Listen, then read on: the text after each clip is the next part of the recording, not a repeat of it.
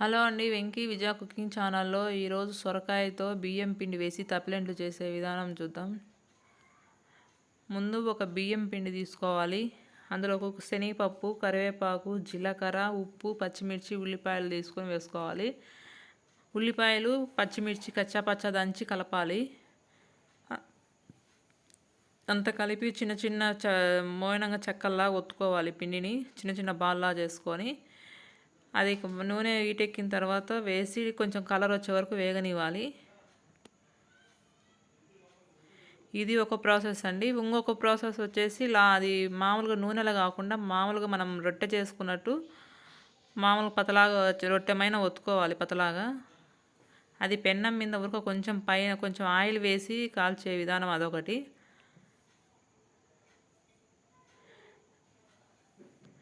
నూనెలో వద్దనుకున్న వాళ్ళు ఆ ప్రాసెస్ ఒకటి లాంగ్ వీడియో చేసి రేపు అప్లోడ్ చేస్తా. ఎవరైనా ఇంట్రెస్ట్ ఉంటే చూడండి. ఈ సొరకాయ తప్పిలెంట్లు చాలా బాగుంటాయి. ఇది ఒకసారి ఖచ్చితంగా ట్రై చేయండి. ఇవి అందరికీ నచ్చే స్నాక్స్ లాగా ఉంటాయి. ఇలా చేస్తే పిల్లలు పెద్దలు అందరూ ఇష్టంగా తింటారండి. ఇది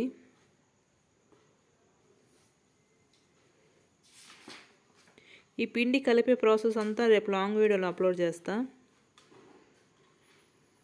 అంతేనండి, అన్నీ అట్లా కాల్చుకోవడమే.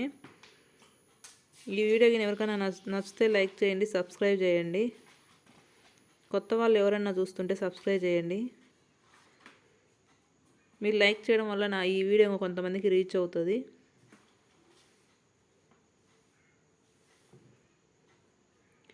అంతేనండి, అన్నీ ఇట్లా కాల్చుకొని పక్కన పెట్టుకోవడమే. ఈ నూనెలో కాల్చినవి 2-3 రోజులు ఉన్నా బాగుంటాయండి, ఏం చెడిపోవు ఇవి.